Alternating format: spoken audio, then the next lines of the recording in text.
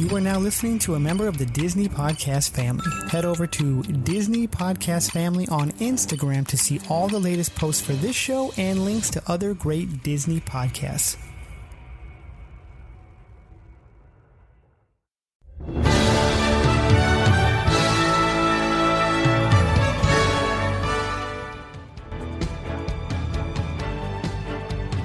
One little spark of inspiration is at the heart of all creation. Spark a dream that we're meant to follow. You're listening to the Extra Magic Hour, brought to you by Walt's Apartment Podcast and the DisInsider. Join the team in the studio as they bring you the spirit of Disney through park news, history, and tips and tricks to make your Disney Parks vacation even more magical.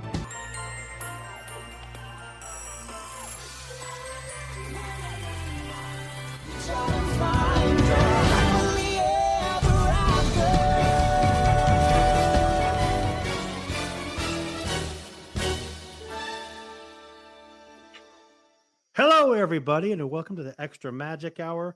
We are a Disney Parks podcast brought to you by the DisInsider.com, by Getaway Today, and we are also a proud member of the Disney Podcast family. So excited to be back. We're going to talk some parks. A few of us got to go to the parks this weekend and experience Toontown and Disney and Indiana Jones, and we're just going to talk about it. We're excited here. I'm so excited here. We have a guest with us this week. We have the one, the only, the man with 14 at least different podcasts, the one, the only. I'm going to call you Skipper Joey. Or Skipper Joe, is that what it is? Joey, Disney Universe Podcast, Walt's Apartment host. How you doing, my friend? I'm doing great. Glad to be part of this show here. Yeah, we're just going to talk some park stuff. And I mean, the one that wasn't at the parks. I think we tried a couple weeks ago to discuss all of the shows you're part of.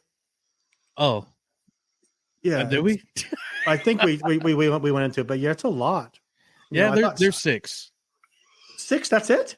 Yeah. That seems light. I'm just saying, but is that just officially 6? Or I'm just saying that seems light. I mean, you have the Tiki Podcast, Disney Universe Podcast, Walt's Apartment Podcast, Knights of the Rogue Republic. There's 4. Well, that's part. I was okay. That's a separate show. But so I get 7 then. Oh, dang! Yeah. If you count that one, then you have the Mando show. You do that's the pub show, or was it the Pubs and Brew, or Fresh Hops. Uh-oh.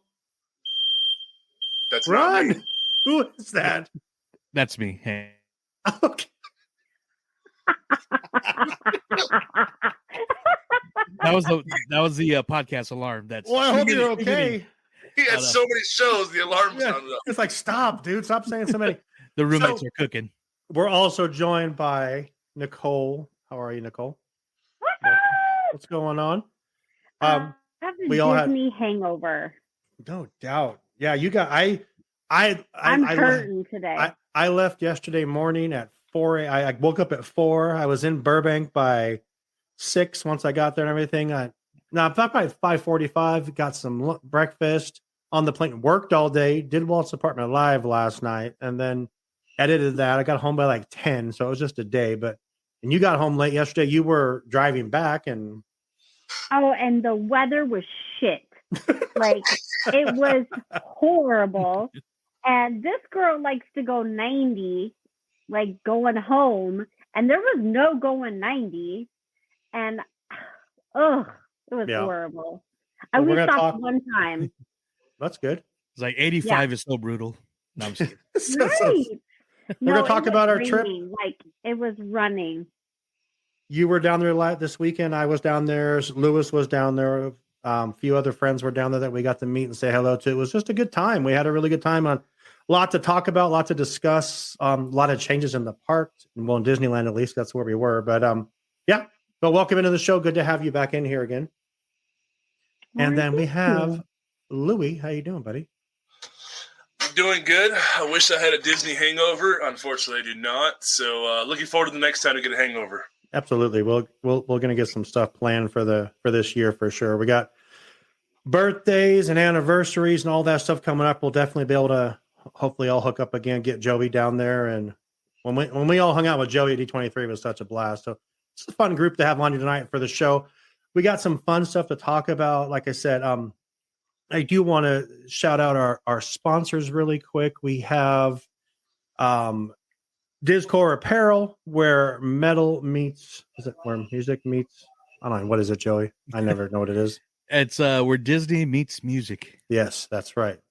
Disney inspired shirts, stuff like that. Awesome stuff. Our friend Matt over at Discord Apparel. Check them out.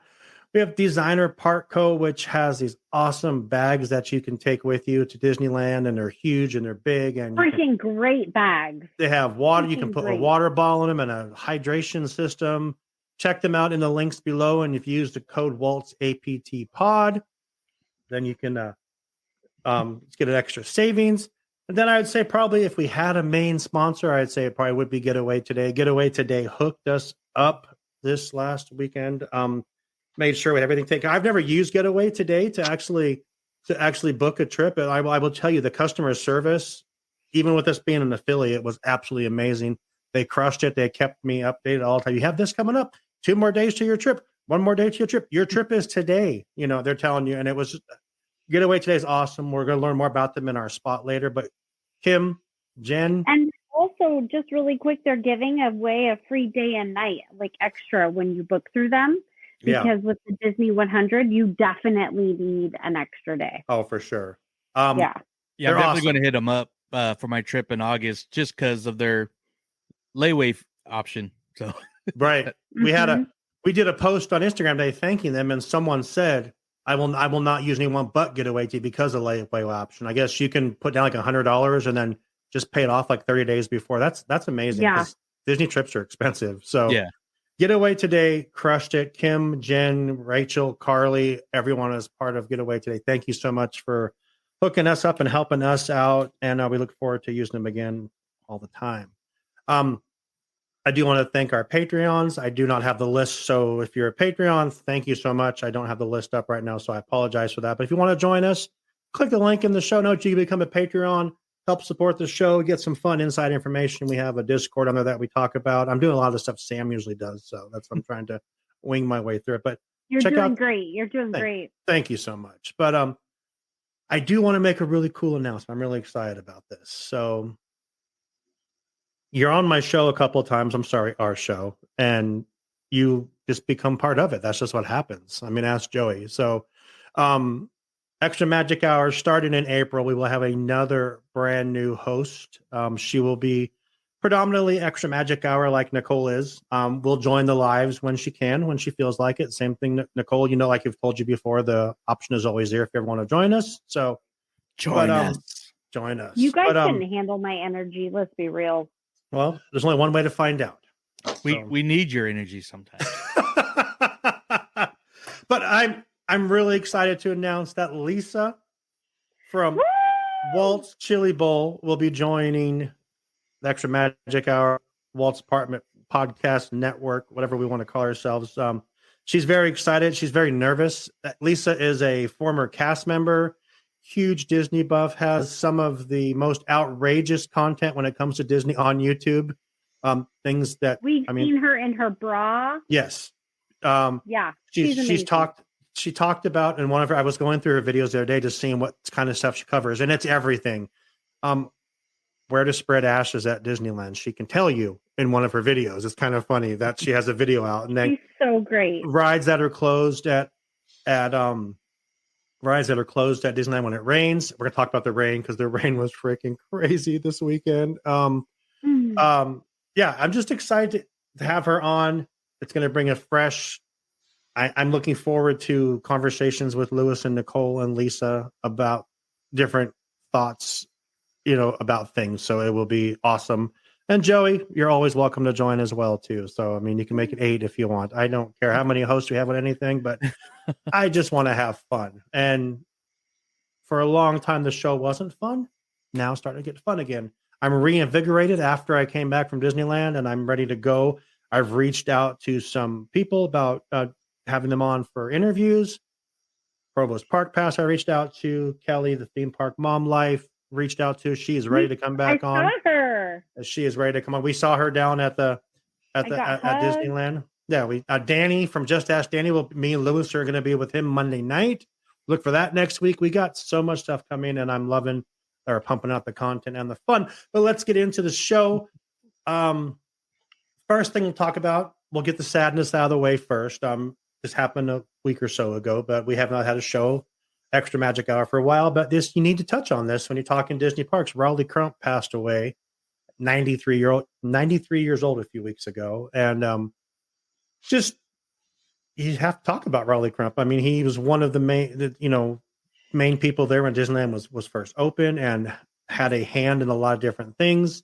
I put in our little rundown here. It says Crump's early design work was used for the Haunted Mansion, Walt Disney's Enchanted Tiki Room, the Adventureland Bazaar, and one of Crump's most iconic contributions to the parks was the Tower of the Four Winds marquee for the It's a Small World exhibit at the 1964 World's Fair. He built this, and if you guys saw in the Imagineering story, he talks about how he built this big old statue, and he hated it because he was a pain in the ass to build, and he just didn't like it. But Walt loved it, so it's what he built. He did the facade for It's a Small World. So I just want to go around the room here, and Nicole, what's your favorite Raleigh Crump based attraction that he worked on? Would you say is your favorite? The Tiki Room, Haunted Mansion, Small World, the Adventureland Bazaar. That's kind of what was listed in this. I think he's done so much more with them. Group of collaborators for the Small World for me. I wouldn't put that's my favorite that he did because there's so many other great people on that project. Right. But I would say the Tiki Room, like, there's so many original pieces still in there, and it's just freaking a trip to watch that show. And I don't know. I'd say the Tiki Room. Tiki Room? Okay, cool. Lewis, how about you, bud? For me, I think it's going to be Haunted Mansion. Haunted Mansion, and a big reason being is because you saw, especially in the Imagineering story, and a lot of the documentaries on Haunted Mansion, you get to learn about what the things he had hands on doing. So when you see that in the ride, you see it, and you're like, oh, Raleigh Crump helped with that. So for me, I'd say Haunted Mansion, but it's really hard to pick just one. Right, that's fair. Joey, how about you, bud? Yeah, I'm going to kind of agree with Nicole and say Tiki Room, and the same thing with the Haunted Mansion because it was such a big collaboration with so many Imagineers, but like Lewis said, I mean, just the whole Seekers of the Weird, and his hand, you could tell where he hit the Haunted Mansion. I mean, but Tiki Room, especially in the Tiki communities, like him and Bob Gurr are so well loved in the Disney Tiki community just for their. Bob Gurr's got his own tiki mug. We saw that at 8.3, but yeah. But it's hard to just pick one, but I'm going with Tiki. Okay.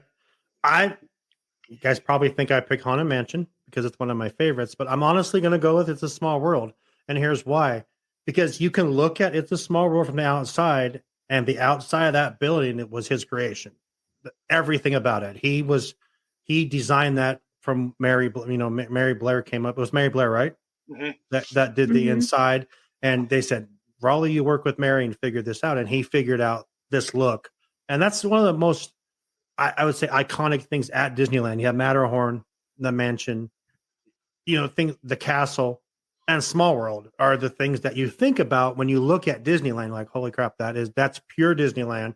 And that when I was there over the weekend, it was just, I had a moment and I didn't even share it with anyone. I was like, damn, that's Raleigh Crump did that. And he's no longer with us. And it was just kind of a moment it was sad. He was 93 years old, lived an amazing life, retired from Disney like 4 times. I think it's 3 or 4 times, kept coming back, helping with Epcot, helping with other things, but he was amazing. That only leaves Bob Gurr now as an Imagineer from that time frame. So, and wow, when you put it like that. Well, and I have a question. You're right. Like it really is. Bob Gurr's 91. Yeah. And that brings up a key question. I mean, we got a new batch of Imagineers that we've learned about from the Imagineering story. But when you think about it, a lot of those guys like Tom Morris, stuff like that, even they have already either retired or moved on from the Walt Disney Company. How does Disney showcase the new Imagineers? Because once guys like Bob Gurr, stuff like that, pass on, and then Tom Morris, stuff like that, there's no more key Imagineers that we think of. There are no Tony Baxters. So I'm curious, just throwing this out there, how does Disney put those lead Imagineers that are in the company now on that same type of noticeability? Because that's what I'm afraid of. I don't know if you can. You can't, but at the same time, I feel like Imagineering is strong because you know those faces. It's like the Mount Rushmore of Imagineering. Right. You know those guys. There's that love of Imagineering. So I hope they can do something to bring this new generation of Imagineers to that pedestal, because that way our kids, their kids, understand Imagineering and how important it is, because it is really the pulse of Disneyland itself. Yeah, it's funny. We'll take a quick. I'm gonna take a quick detour because of what you just said, and I don't know if I didn't prepare you guys for this. We might not be able to do it tonight, but you just mentioned Mount Rushmore. Mount Rushmore, Nicole. You know what that means?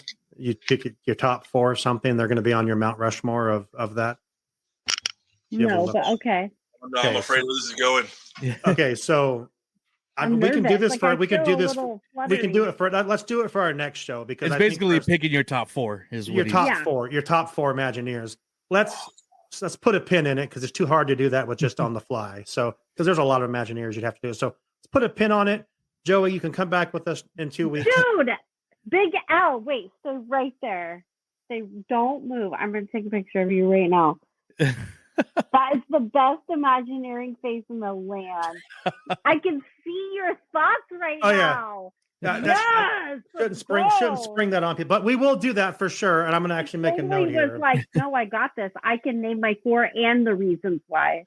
So you ever play like 5-card poker where you're trying to decide what card to get rid of? That's what I'm looking at right now. I'm like, dude, no. We'll do that. We'll do that for the next episode. Mount Rushmore Imagineers. Joey, 2 weeks. You're more than welcome to join us again if you'd like to talk about that. So awesome. And I was going to say real quick too, and not just with the Imagineers, like old school, like Rolly Crump, but there's even a less than a handful of people that actually have connections directly to Walt now. Oh yeah, Bob Gurr, Margaret Carey. Floyd. I love that queen. One of the Sherman brothers, I believe, is still alive. And Richard Sherman, yeah, and that's it. Pretty much. I'm not ready for that. I'm going to be very honest right now. None of any of those. when Richard Sherman goes, that's gonna hurt. You know, it's funny, Lewis. What you mentioned is, we may not be around in 50 years or whatever, but are they going to start removing these Imagineers projects from the park? Are you going to remove the Matterhorn? Are you going to remove the monorail or the Utopia cars or the submarine? That makes my stomach upset. Why do you got to go there? Well, I'm just saying he makes a good point, because you're removing that person's legacy at this point, and I think Bob Gurr is all over that park more than anyone else. So for me, I'm afraid that they are going to do that, but at the same time, and for me being like one that's very strict to the rules, I'm okay with that. And the reason I say that is because Walt said the park's never going to be complete. And unfortunately, the city of Anaheim is putting Disneyland in a bubble, and soon to be Florida as well. So eventually, things like the Matterhorn, and I say the Matterhorn mainly because of what happened a few years ago where chunks of it was falling off and they're remodeling it. I don't want to see those attractions go, but then again, I think Matterhorn has the love it has because of guys like Bob Gurr. Once Bob Gurr's gone, it just becomes an attraction to those that don't know Bob Gurr. So I hope it never leaves. Right. But at the same time, it's inevitable that eventually that time is going to come. And I hope I'm not around for that. Because, I mean, I hope I'd be okay if they rebuilt it. And the reason I say that is because it's already in the textbooks. It was the first tubular track. It's already got that trophy. I would be okay if they took it down, rebuilt it more. I don't want to say comfortable, because for some it's comfortable, for some it's not. But I would be okay if they rebuilt it with some type of new flair. Do not slap an IP on there. You don't need it.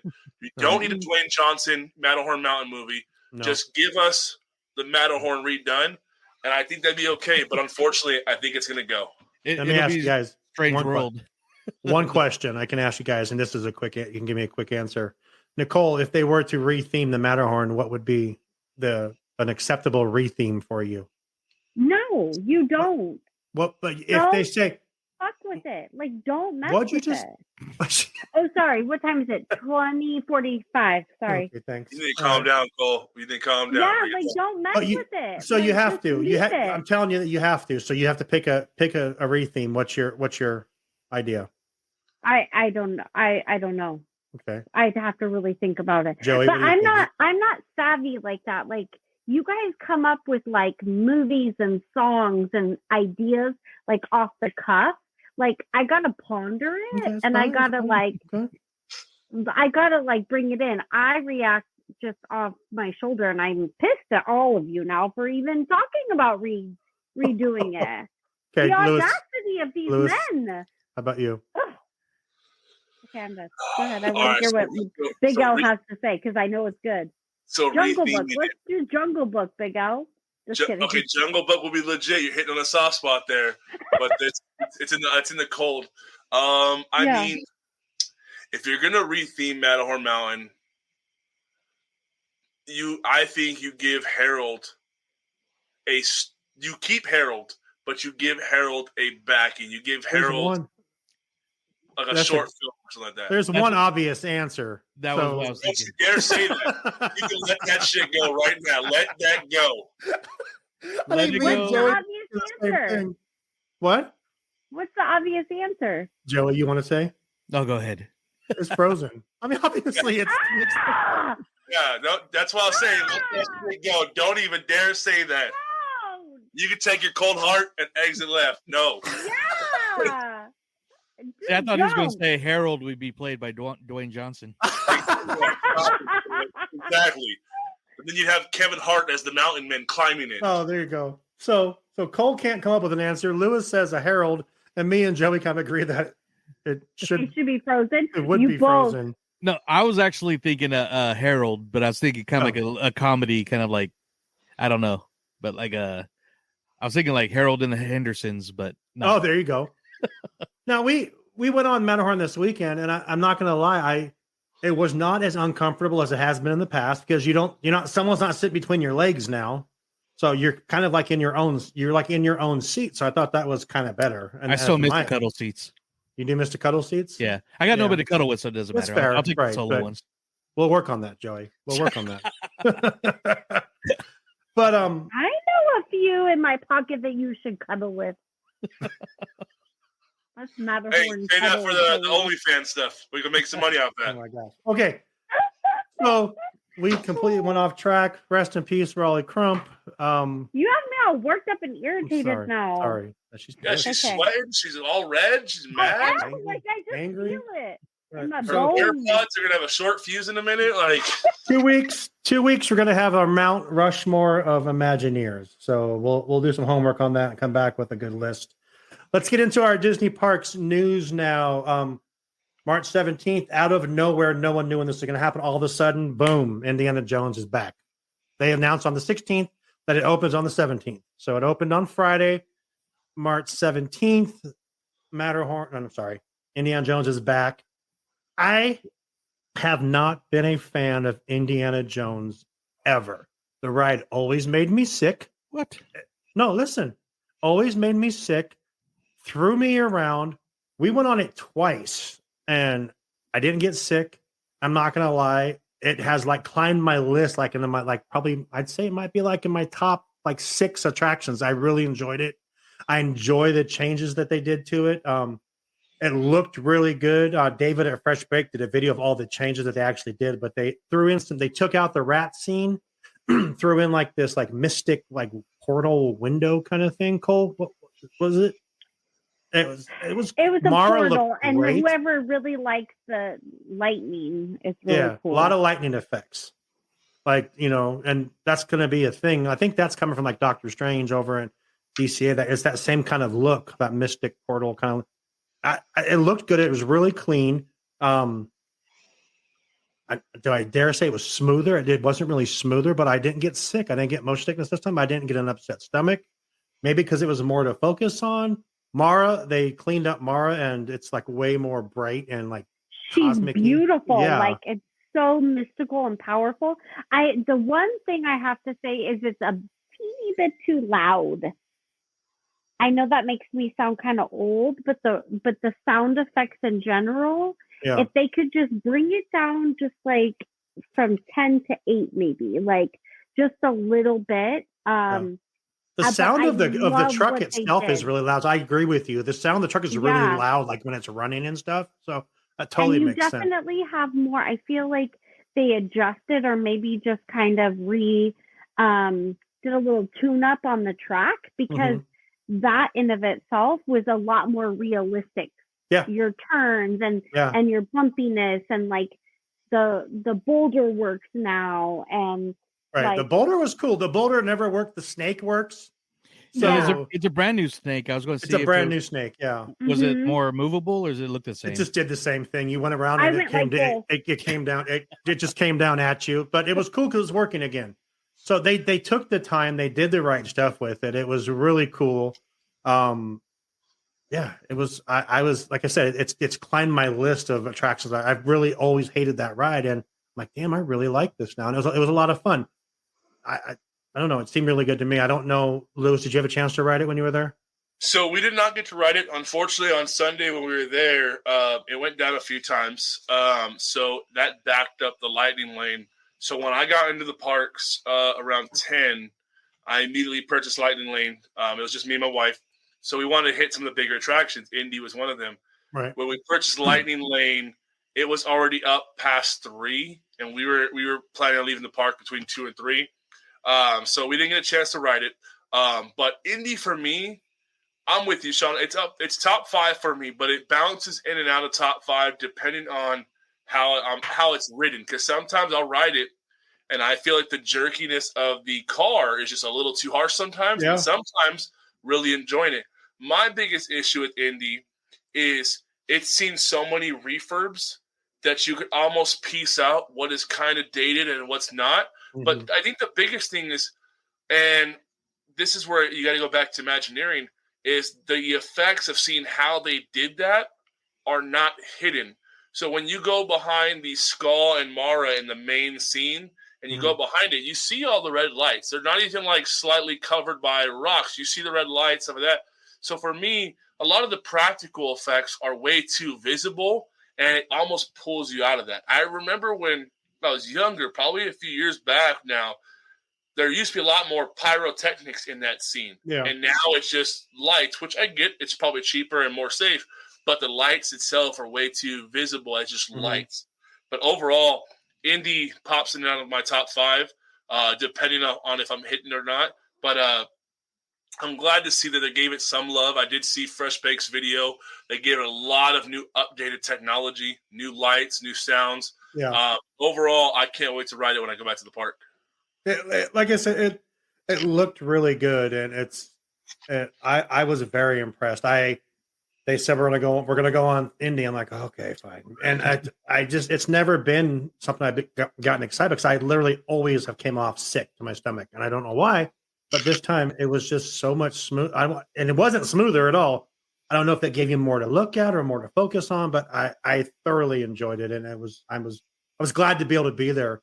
I'm not one that gets to get down there enough to be there for things that are the first time or whatever. So it was really cool to be there at that time. So Joey, thoughts on Indy? I know you weren't down there. You will be with us next time for sure, hopefully. Yeah, Indy is always in my top 5. Sometimes it might even make it to the top 3. So that's one reason why I wasn't bummed I didn't make it to Adventureland Day, because Indy was closed and you can't have Adventureland Day without Indy. But I usually try to stay away from videos until I watch it. But then I saw a glimpse of the lightning effect.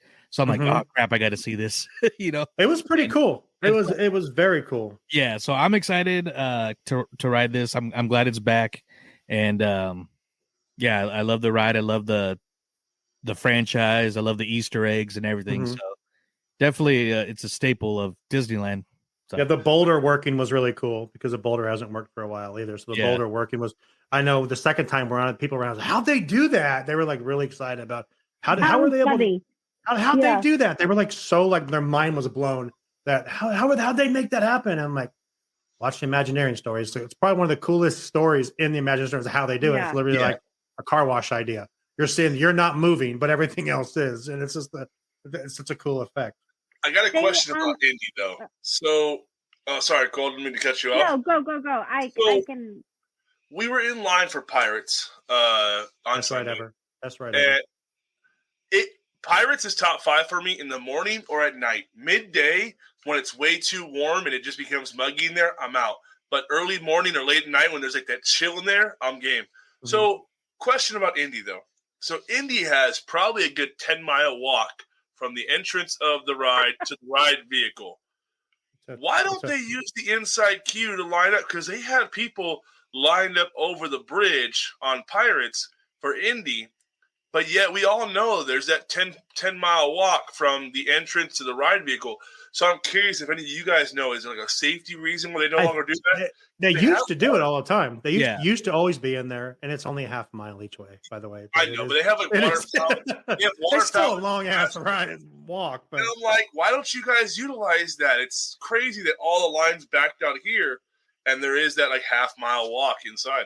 I think it's a fire marshal issue. I think so too. Because you could fit a couple thousand people in there probably just inside. I remember going through that queue when it first opened, and it was like never ending. And every time you went around the corner, like, are we there? Yeah, no. And you were never there. Yeah, it just kept going. It was cool, but it's like, all right, we kept going and going. But I think it's a fire marshal issue. I will say this: the exit is hillier than I ever thought, and I found that out because the group we were with had a friend in a wheelchair, and I'm like, I'll push you out. And yeah, that was a bad call, Shawn. But I did it, and I'm like, your heart was in the right place. It was literally I'm like, but then you're going down, and like, holy crap, it's really fast. Trying to slow him down, but it was fun. But y'all know that's the old ER parking lot, right, where the buses used to park when the DCA wasn't there. That's there's a nod in the line queue for ER. Way back in the back, if you look way above over your shoulder, you see the ER parking sign. Did they fix that pole in the queue? No, no, it doesn't work. Damn. What pole? The pole that you would shake and it go dong. In the spike room, and the roof kind of comes out. It does work. Did it work? Oh, you're talking the rope.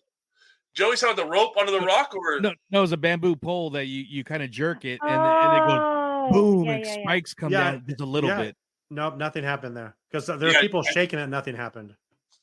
Yeah, I know it moves, but I haven't seen that part of the attraction. It's like the rope where they say do not pull. You used to shake that, and it sounded like you fell off and that you could shake it, but there's no sound effects anymore either. Right. But they've also cut the storyline video down to just your instructional assistant to how to buckle up. The whole story it was a lot quicker. Yeah. It was just the guy telling you to make sure. Oh, that's too bad. I love that. Welcome, my friends. Hello. He does say that still, but it's like really short. Go ahead, Nicole. Before we move on, what I was going to say is I love that during these updates on these rides, right? They're all getting like a little bit of a TLC, whether it's paint, whether it's like whatever it is. They have done a great job on implementing the light. So you can build a scene and build a feeling and create a moment through lighting. And when they redid, and Pirates was closed for a while, and they really worked on the shadowing and the placement of the light to really make it very artistic and realistic. And I do feel that there are some parts with Indy that they have done a very good job on just the different lighting placement. And with the snake, like I knew it was new, but I was like, because that's the side I was on, and I'm 45 and still scared of it. But they had some shadowing, so you could really get that spooky illusion a lot better the way that they had the lights and the kind of lights they use. So I have to say I was really happy to see that in such a dark place that they still were able to bring some of that to life and create some of those moments. So that was something else. I did notice, like looking around there, they said that they cleaned everything obviously as well, but there are so many lights in that attraction. Just like like you look down where the fire is, I look down there and there's probably a couple thousand lights just down there, different red and orange and yellow lights. I'm like, dang, man, it's just. Thank you, Tony Baxter, for sure, man. That's a great attraction, and I'm now a fan of it. When I never thought I would ever say that, but it was changed my mind. They did a really good job. Next story we'll touch on really quick. Soft openings. They had a soft opening at Toontown on Saturday, but we're going to talk about Toontown in a minute. But also out of nowhere, soft opening of Tron, Walt Disney World, the longest ride ever that's been taken to build in a Disney park. I think was it 5 years? And about 4.5, 5 years. Yeah, beginning to end, like over 4 years. Well, obviously COVID didn't help, but they just announced all of a sudden soft opening. You can get virtual queue or lightning lane for Tron, which is cool. I mean, they've been. I think Joey said before he went on, they've been tested it and cast member previewing it for like the past month, and we've seen every content creator. Megan's done it. Mr. Cheesy Pop's done it. Chris Provost has done it. From what I've seen. Jen from Getaway Today went to a special event last week. Was the D23 event. Yeah. And it looks cool. But this brings up the question I heard on another show I was watching today. You're told April 4th is the opening weekend, and you want to be that guy. You want to plan to be there. All of a sudden they just do a soft opening. Does it take away the luster when you go in 2 weeks? Or I don't think it does. And I have to give it to Disney for being like ahead of schedule and to be able to not hold that back. Hats off to them. In the industry, that's a huge deal when you're ahead of schedule like that. And for something that has taken 5 years, 3 of those years being COVID and not being able to get supplies and demand and all of that, hats off to them. That's a huge accomplishment. Okay. And I didn't hear about it being down 50 million times. No, absolutely. That's huge. Yeah. I have to take that as a positive. Okay. Louis, what do you think? I mean, for me, if they're going to soft open, I think it's awesome. It helps kill a little bit of that crowd control. Now, if they soft open and they start doing some of the freebies, if there's promotional stuff, that sucks because then those that were intending on getting that stuff for the grand opening can't get that. But for a soft opening, I think it's awesome. I mean, it helps build revenue, helps build an audience, but also, too, it gets that big rush out of the way.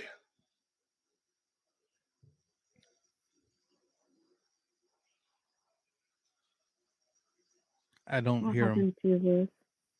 Oh, sorry. I coughed and had to. Oh. Okay, there we go. Joey, what do you think, buddy? I agree with what you say, Lewis. So I do agree with you. I'm sorry. I'm just around. I can hear myself in my headphones still, but it was still muted. So I apologize. Joey, what did you think? I think it's okay.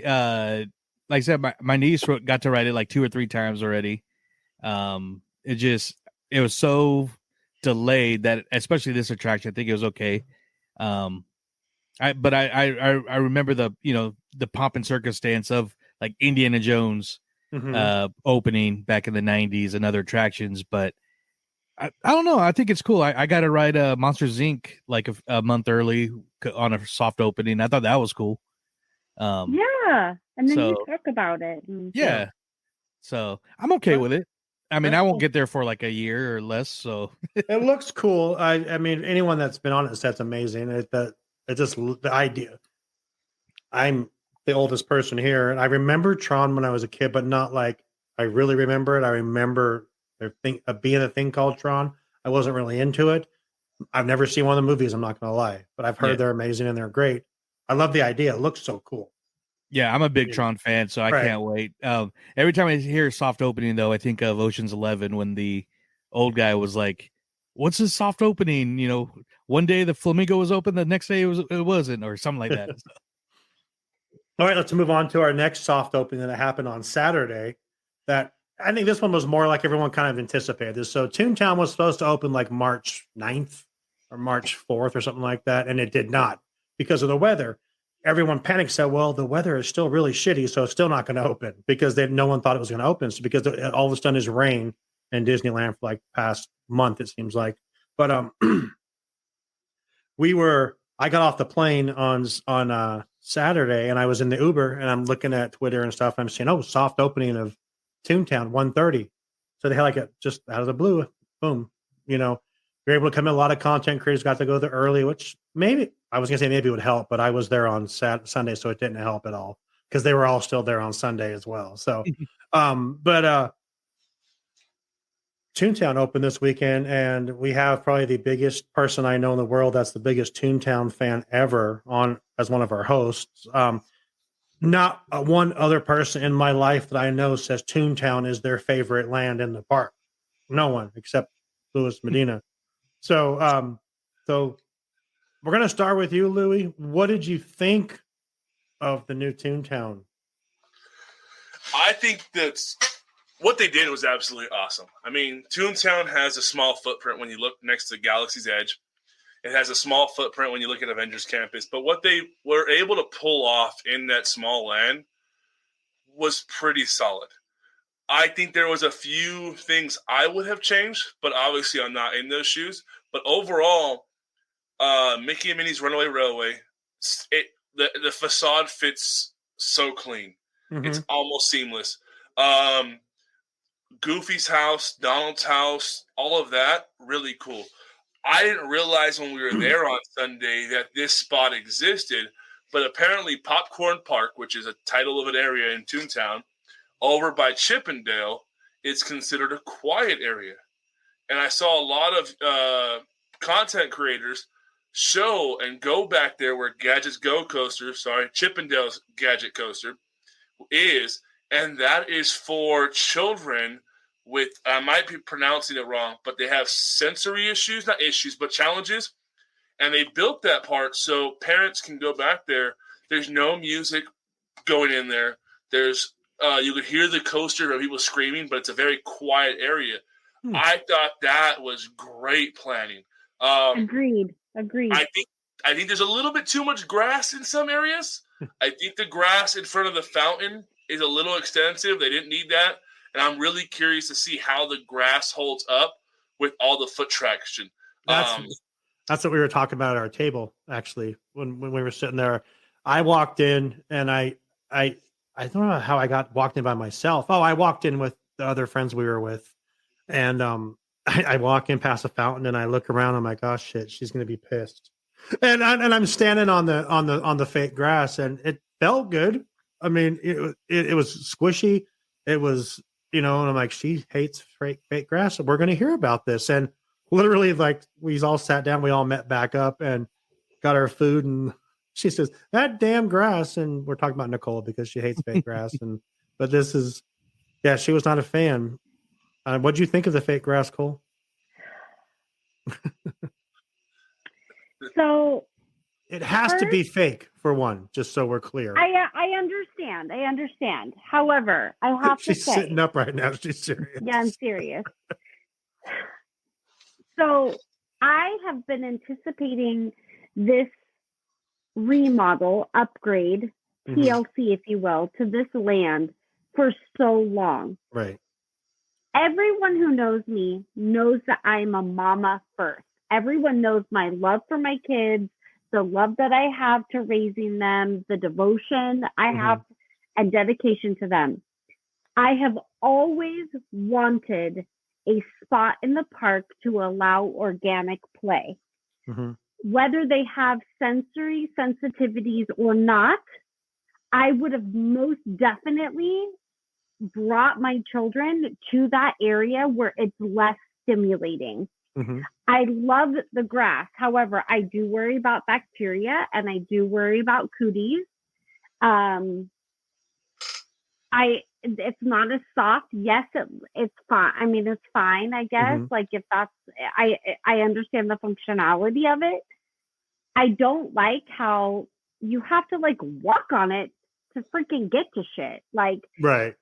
I don't like We're going to come back to you, Louis, so you can finish. So I know you have more. I'm so sorry, Gil. No, I took it off on the grass. That was my fault. So I know. We'll come back to Louis and to I finish, just kind of assumed I could just tell what I like. No, go ahead. We'll come back. They should have updated the freaking bathrooms. Yeah. Like, what the freak? Like, that was some shit. You can't even get the freaking stroller in there. They didn't do extra changing tables. They, like, Zero on the bathrooms. I saw 3 new garbage cans. Just so you know, they're beautiful. Yes. I love them. I don't think, like, why did they not expand it out a little bit? Like, why did you have to keep you can't fit freaking strollers and shit over by Daisy and all of the eateries. Like, spread it out a little bit so these people can get wheelchairs and strollers. And why do you have to condense it all? Like, spread it a little bit and you still have room. I am obsessed with the organic play, like when you walk in over to the left, and all of the different things. Like, we were chatting with Park Mom and her daughter and one of her sons told me all about their favorite things. And I love that. I love that. But even like the shop was so condensed and saturated. Like, why? This is a stroller land. What are you doing? Like, it shouldn't be a stroller land. And I was going to say, I think the intention is to not have strollers in there. Yeah. No, but what I mean by stroller land, I don't mean physically. I kind of do mean physically, but it's a younger generation land. Like, that's what they're gearing towards with the grass and the sensory and all of those things. Like, to get in through that shop, you can't. It's so condensed. When I walked in, I looked over, to the right where the fountain used to be, and now Roger Rabbit is right there. Huge patch of grass right there. 60% of it was covered in strollers, and I was like, why aren't the strollers parked down by Small World so you can get the real feel for this land? Because that's the one problem I saw. And when we were back on the next day, it wasn't as bad on Monday. Was it Monday? It was Monday or Tuesday when we were back in there, and it wasn't as bad as it was on Sunday. But Sunday was just so chaotic anyway because it was the first day it opened. It was absolutely insane. We saw so many people. We saw Danny. Just ask Danny. We saw Kitra and Peter from Ordinary Adventures. Got a chance to say hi to them. We saw the one and only Tom Corliss from WDW News Today. Just people.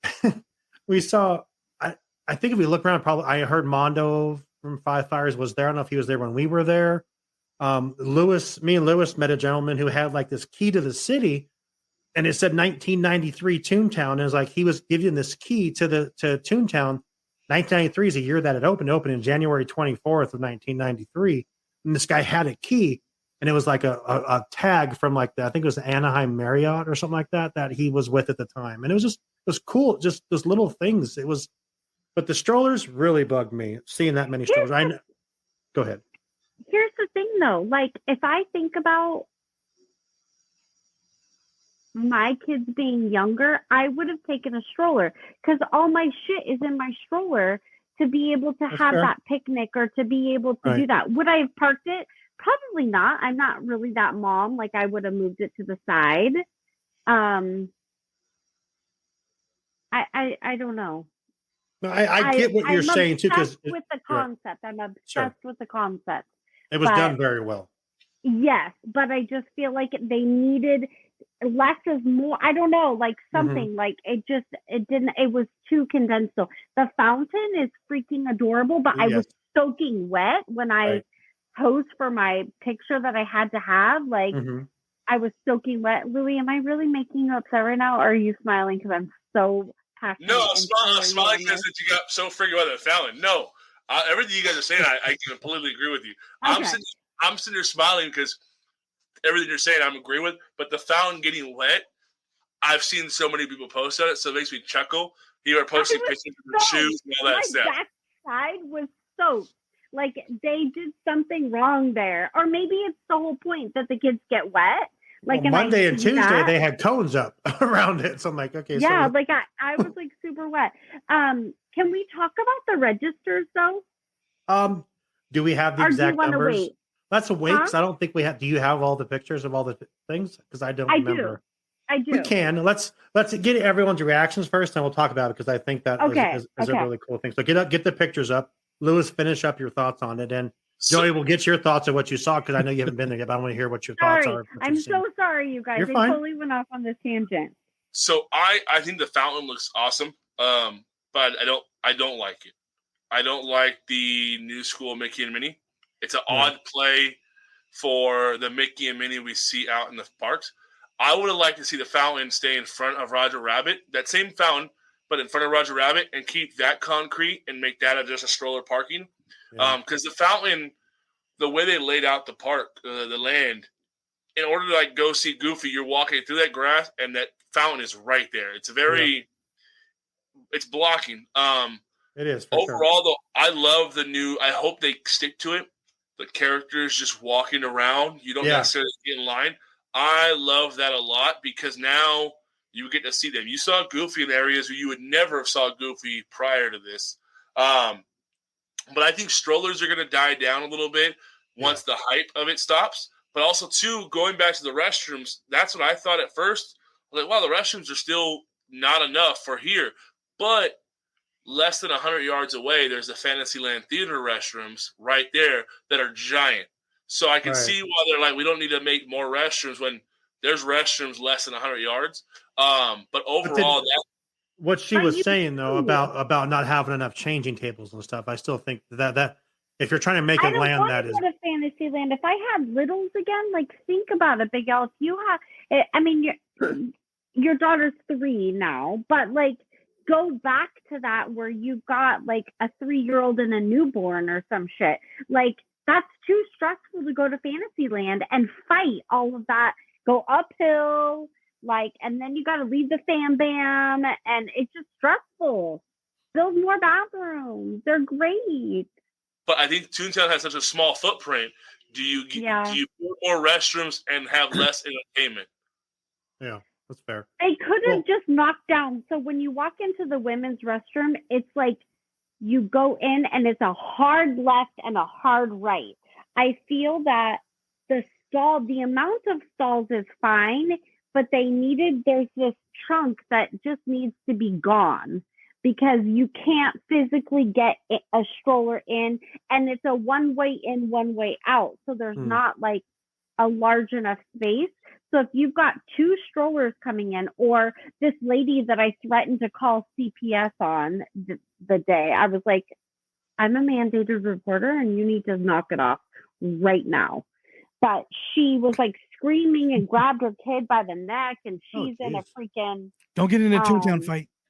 I know she will, and it bothered me. Like, but she was in a motorized scooter, and she's like running into this poor woman's stroller, and it's like just all of that needed to be different. They don't need to make it bigger per se. If I'm not mistaken, though, aren't there signs in the restrooms not to bring strollers into the restrooms? Well, it probably is because you can't. I mean, that's the what point. do you do? What do you do for a person with a motorized scooter? This woman didn't need it, but I mean, and what do you do if you have? I don't know, like. Well, I think supporting equipment is allowed, but I think strollers and non-supporting equipment is not. I could be wrong though, but I want to say the restrooms by the Tiki Room have a sign with like the stroller warning. Probably, and I just ignored it all these years. Yeah, you're probably right.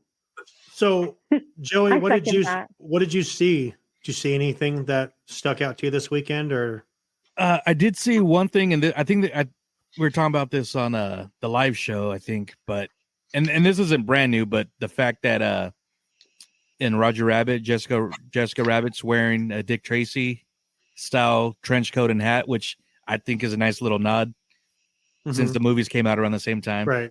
Again, I try to avoid stuff, but it's hard not to. I have more questions than, from what I've seen, it looks beautiful. Yeah. It looked great. It was very clean, very bright. It looked amazing. I've always loved Toontown. And real quick, I don't know, Lewis, if you're a map collector, have you ever seen like the opening year map? No, I've never seen that. That is sick. All right. Well, it's an extra. So give me your address and I'll send these. But that's the 1999 or 93. Oh, dude, I'm getting a frame for that. So Man, that's cool. it's really cool. I would open it. That is as so the audio. awesome. But How I want to special. know. Yeah, the first thing I want to know was the paint. I'm guessing it's a lot brighter and vibrant. So bright. Beautiful. Yeah, the mountains. It looked like they added like more mountains. Oh yeah, The yeah. mountains What do you think about epic. those? Yeah, the mountains looked great. And So does it? good. How's it look at night? Because that's always a big. Wait, thing. I didn't go at night. Oh, okay. I haven't seen it at night either, and I want to, but I can't believe I blitzed this. The newest piece at Toontown, Pete. That yeah. was rad. I That's mean, awesome. they pulled him inside real quick because there's a video that's going around. You'll see my big self walking around like a big goof, but it's going around, and Pete was mobbed. Like they couldn't have him stop because it was a safety concern. Like the head cast member that like watches out for the characters, he does like this cool like cast member sign to the Pete and letting them know like, hey, we're gonna do another lap and we're back inside. We got to go, bro. Yeah. And it pulled him. And I think he only made like one more entrance on Sunday, and everyone was like, "Where's Pete?" And they didn't bring him back out. Oh wow. Yeah, the mountains though, they had to be so much bigger because Mickey and Minnie's takes up the entire land. It is, if you look at an aerial shot of a map of Disneyland now, the Mickey and Minnie's attraction is behind the whole land. So the mountain range is huge now, and it looks so good. And it's so beautiful. They did such a good job. That's real awesome. quick on Mickey and Minnie's, if I can give my opinion on that, we went on it twice, and I may be in the vast minority, but I think it's better than Rise of the Resistance. I really enjoyed it. I'm a huge Mickey Mouse fan, so I enjoyed the story. They look weird as hell. Goofy looks really weird. Mickey and Minnie look really weird, but it's still Mickey and Minnie's voice. It's Mickey and Minnie's story. And I'm like, I don't know who I was sitting with. I told myself, this is better than Rise. We run on Rise twice too. I'm like this, and I confirmed it. I went on Rise second time. I'm like, yep, Mickey and Minnie's is better. It's more fun. It's more unpredictable to me. Now I guess I've been on Rise more, but I was just in there like looking over and like, whoa. And it's like up to the ceiling with like these projections it is insane. It's amazing. I And really enjoyed it. technology is hands down amazing. You can see where things are going in the future. Honestly, with that, of what they can do with any kind of ride in a pretty small space too. Yeah, because that was one. Yeah. Oh, sorry, I didn't mean to cut you off. But I was gonna say, that was one that I again didn't watch videos or anything. So I'm like, oh, it's just gonna be a slow train ride, like the great movie ride was. Yeah. And once everything split apart, I was like, what the hell's going on? But it was so much fun. And then you come back together at the end, and Goofy's being Goofy, and it's actually Mickey that causes the. You want to blame Goofy for everything. It's actually Mickey that hits the damn switch and causes everything to go wrong. He can't drive, but. It was. I really, really liked it. I agree with what you shared. I agree with what you shared. The whole Mickey story, and it's about Mickey. That part I like. And overall, there's a lot to look at. I think they could have did a little bit more on the practical effects. Meaning how on Rise you see like actual guns and stuff like that, as well as the virtual stuff.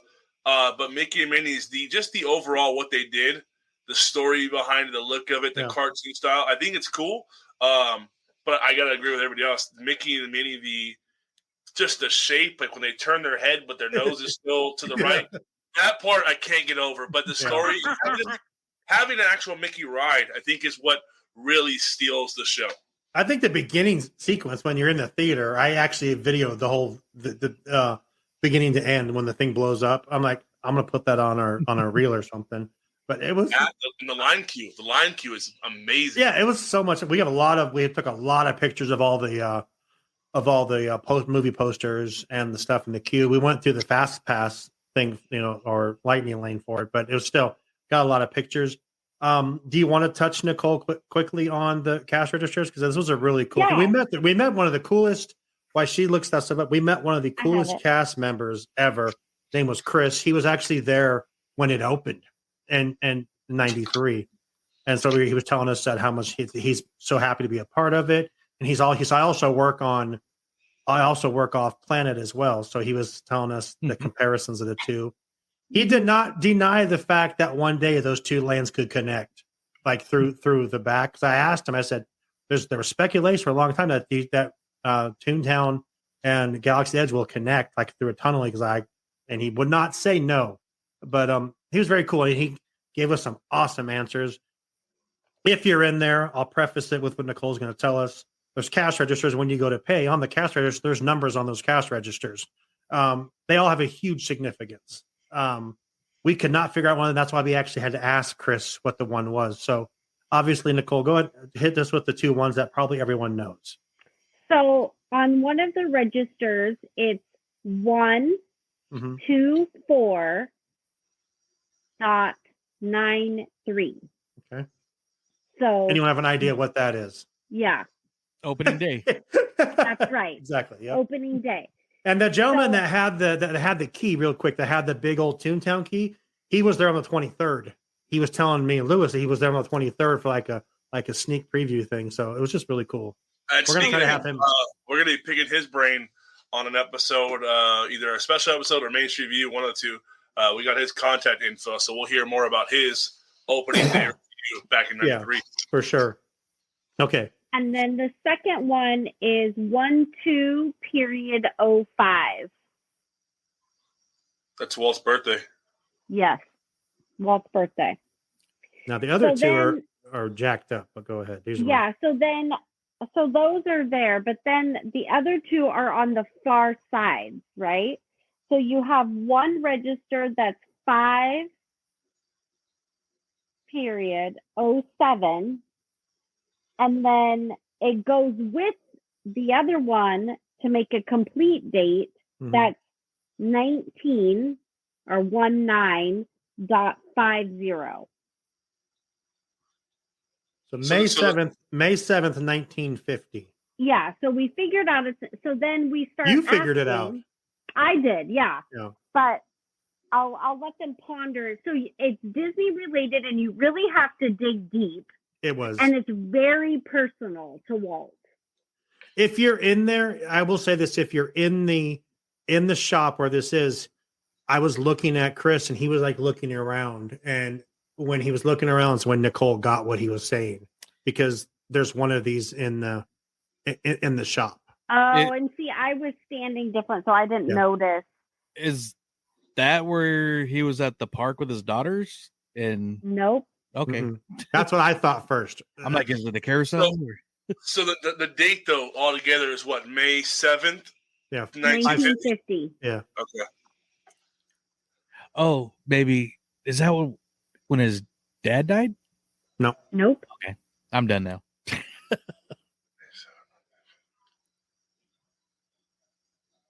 Nicole just like guessed it like out of blue, and she got it. We're like, what the hell? How'd you do that? You know?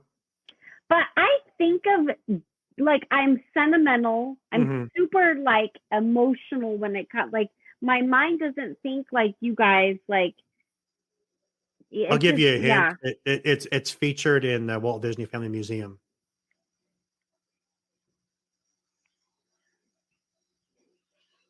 Silence. I know. I'm just like, yeah. Well, Okay. and I mean, I'm gonna go. Is it the release date for Cinderella? Nope. No. So it's the day that he got his train in his backyard. Yep. The Carolwood Express. Yep. Carolwood, Yeah. right? Not Carolwood. Yeah. And here's what they look like. Do you mind if I give a little spoiler alert, Joey? oh no, go ahead. Yeah. So, oh wait, hold on. I don't think you want to see that. Hold on. Whew. Please hold. So they look like this. Like that's the register. Oh, okay. Yeah. And they're fake, obviously. Here's like a better. Oh, you locked it. Oh, There can you you hear? Yep, Yeah. There you go.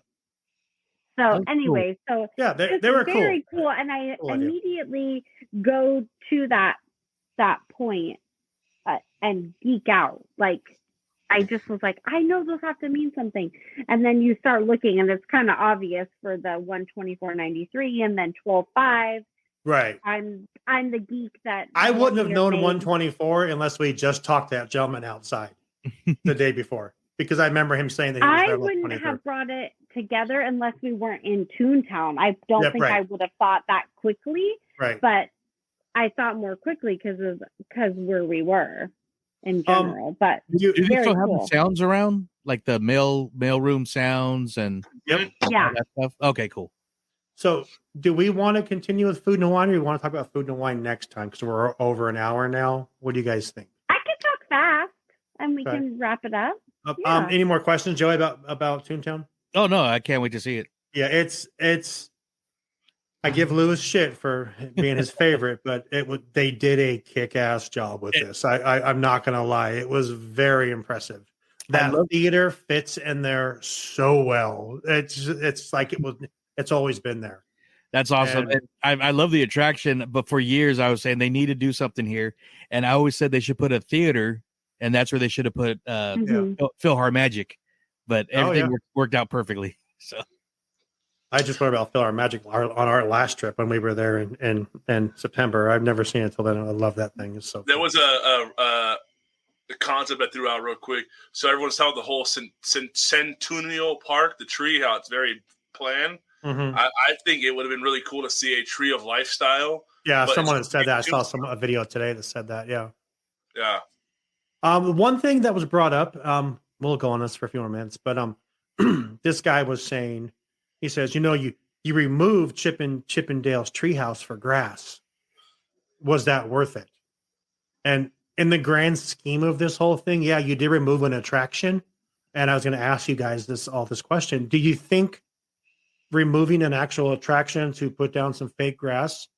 Now, keep in mind, this was done to reach out to kids, to include kids more. Sorry about that. Was it a good handoff for that?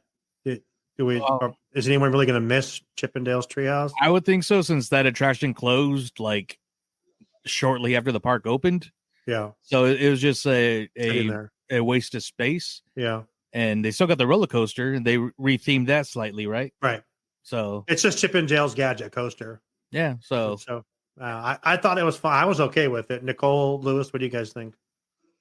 I think it definitely, for the purpose that they were going for, I think it's fine. Right. Absolutely. Totally fit there for sure. Lewis, I mean, I agree. I mean, Chippendale's Treehouse was an attraction, and this is what I've meant with Toontown before. I mean, the ball pit was gone, but it was a safety hazard too. Yeah. Kids were getting hurt on it, some of that.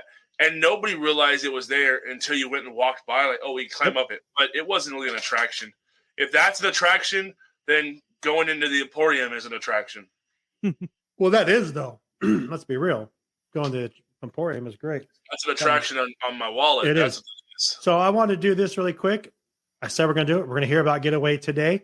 Then we'll come back, talk food and wine, and wrap it up. We'll do Disney Parks. Did you know next time? But we'll finish with food and wine. Let's take a quick 2-minute break and hear about Getaway today from Miss Orlando and beyond herself. Here we go. Well, hello, and welcome to Let's Get to Know Our Sponsor. Getaway Today has been helping Disney vacation dreams come true since 1990. Whether you choose to visit the happiest place on earth or travel to Orlando and beyond, they want to help you. Need to know the best hotel in the area? What theme park ticket should you buy? Have a last-minute change? No worries. Their travel experts are always here to help. Want to book a cruise and don't know where to start? Hey, they can help with that too. They will help you find the perfect cruise for your vacation, whether it is your first time or you're a well-seasoned cruiser. When you book your cruise with one of the Getaway Today's experts, you will have a dedicated agent to help you every step of the way. They take care of the details so you can have the most fun. Getaway Today has layaway, peace of mind travel, allowing you to cancel or make changes up to 72 hours in advance. You will always have the most up-to-date vacation information, both pre-arrival and upon your welcome. Getaway Today will guarantee the best prices with no hidden fees. And every time you book through Getaway Today, they will donate a portion back to a charitable organization in your area. And so far, over $4.5 million has been donated. So click the link in our show notes to start your Disney vacation planning for more information and the best deals. Tell them Walt's Apartment sent you. And until next time, enjoy the view from Walt's Apartment.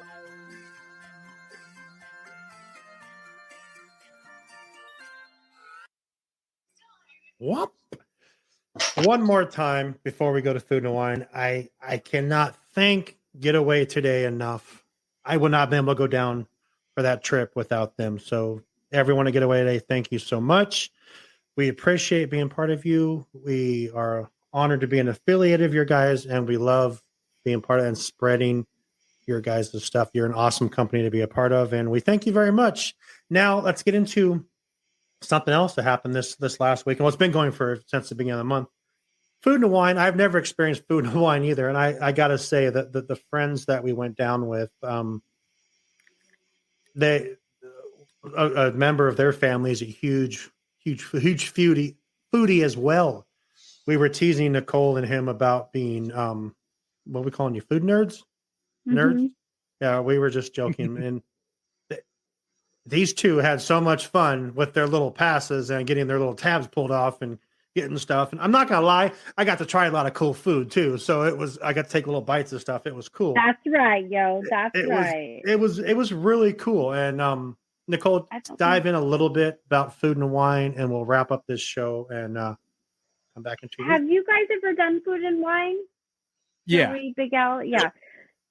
So I completely geek out. Like, here's a picture. I know that the listeners can't hear, but like, here's us like all excited with our thing. Yes. Like, so fun, right? So I love like trying things, and I love like smaller bite size. So like, and I love sharing. So like, I take a bite and I pass it to you. And so like, everyone kind of gets like one bite of something, and then you know, like, oh, that bacon mac and cheese, I'm freaking going back for it, and I'm not sharing, right? Yes, we did do that. Yeah, like then you know, or the pulled pork little slider, I'm gonna take a bite and pass it, but I'm gonna know I'm not gonna share that next time either. So, and the desserts or whatever. So I geek out. Like, I love to talk to the cast members. I love to see what they have to offer. I love to see things come back. I love the controversy of like the avocado popsicle from last year.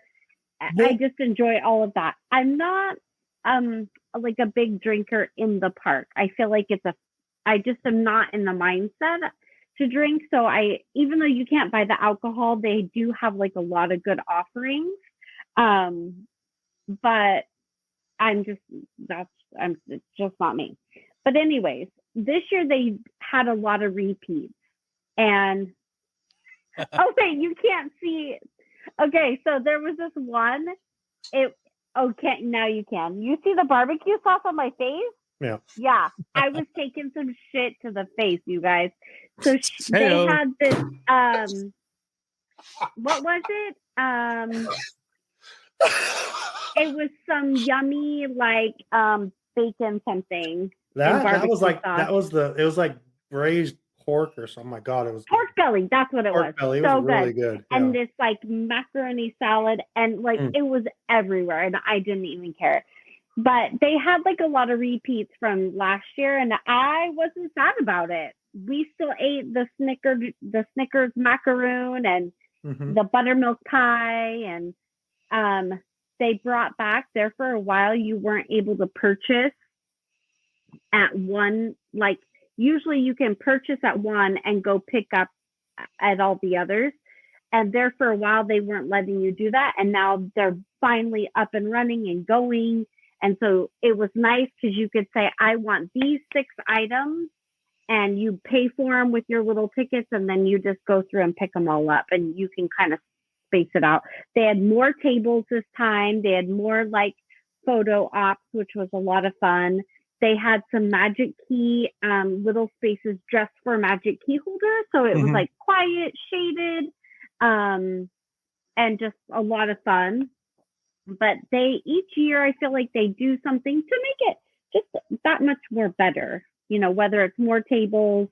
I did get a garbage can salt and pepper shaker, which I was excited about. That's my second year. I wish they would have a garbage can sweatshirt or something. The merch was okay. I also thought that they should do like the tape, like it should just be more focused around the garbage can, I felt like, because like for so many years, we all used the garbage can as a table. And come on, like, doesn't everyone like the garbage cans, or is it just me? But whatever. And then at one point, I think I told Shawn to like save his tray, and he was like, "What?" And I'm like, "Those are a hot commodity, yo! Like, you gotta save your tray. Like, how are we gonna get all this food?" And they had plenty. So in years past, they always run out. They're of like, trays. "You want a tray?" I'm like, "I'm throwing this damn thing away." So. Yeah. So that was like pretty funny with our friends. But they give, for anyone who's never been, like they gave you this great little book, and so you could geek out and go through it all and find out what you want to eat. But I highly recommend buy one, like 6 different items and share, and then go back and learn what you don't want to share the next time. A lot of fun. It was really cool. I've never seen it before, and I was asking a lot of questions. So I'm like, "How much is the card?" The card was like $55, and you get like 8 tabs. Brilliant on Disney's part, because you're getting small portions of something, and it's $55 for 8 things, and you're like, "Damn, okay." And the little cups are like half of the. Maybe those pizzas that you had in school that were flat. It was like half the size of that tray, and you got like a little thing full of food or whatever. And the blueberry pie cream, but was really good. Everything we tried, I thought was really good. I'm not a foodie, but it was fun to do something different and to see different things. And what a great idea, like I said, on Disney's part, to have all these little stands around. And there was plenty of umbrellas because it rained one day, and it was I never experienced it. It was really cool. That's the Christmas one. I love that one a little bit more, the food and wine. But do they still do any of the like special seminars?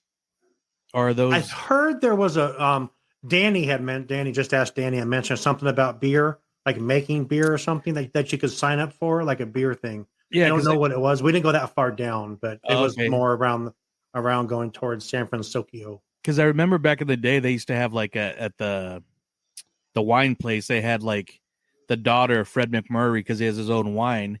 So they did a big old presentation. Mm-hmm. Guy Fieri did stuff, and his would like sell out like within minutes. There's that show on ABC, The Chew. They used to do a live thing. Mm-hmm. So I was just wondering if they kind of. All I remember hearing about was the beer thing. It was like how to make beer or something, but yeah. I could do how to drink beer. So. Yeah, cool event. I thought it was a cool event. Yeah. Very cool. Lou, anything you want to add? No, except I need more tabs. Yeah. Yeah. Well, $55 is brilliant. They give you 8 things for $50. I mean, that's great. Me and my wife did it last year. I bought 2 booklets, and we did the same thing. So we had, I think last year they did 6 tabs, and so we got 12 items, and we just split each one of those, and it was epic. I love the Food and Wine Festival. I think, I agree with Joey. The holiday one is a little bit more enjoyable, but overall, Food and Wine is great. Yeah, it was awesome. Yeah, I think that. Nicole, anything else you want to add for it? No, just that I always love it. Like it's one of my cool. favorites. It was cool to experience them. Yeah, the holiday one is more geared towards different authentic foods for cultural, because it's right around the Chinese New Year, and so like into January. Is that the one you guys are talking about? No, it's like the festival. It's a holiday one, so like I always bring this up because this was my favorite thing. But they had like a hot bourbon cider with a marshmallow froth. It was like a little like shot glass for like $12, but it was so good. But then they have like a lot of comfort food, food.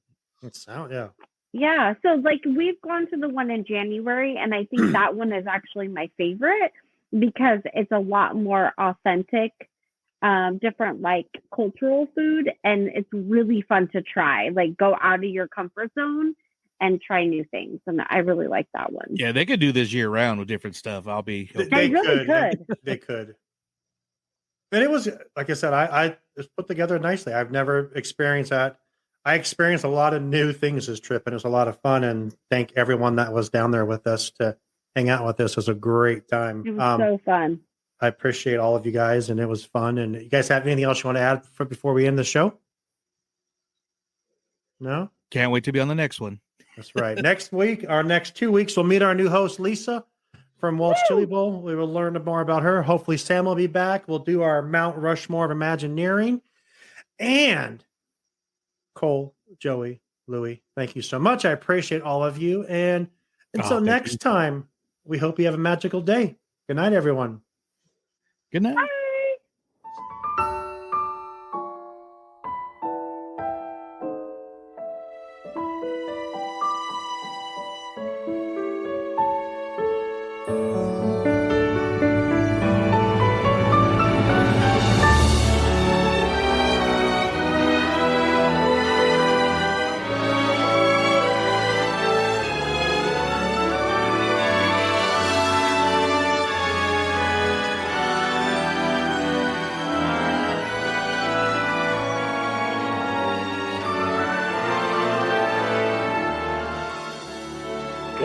Come to this happy place, welcome.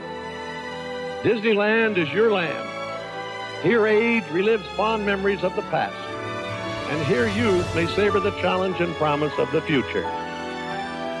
Disneyland is dedicated to the ideals, the dreams, and the hard facts that have created America, with the hope that it will be a source of joy and inspiration to all the world.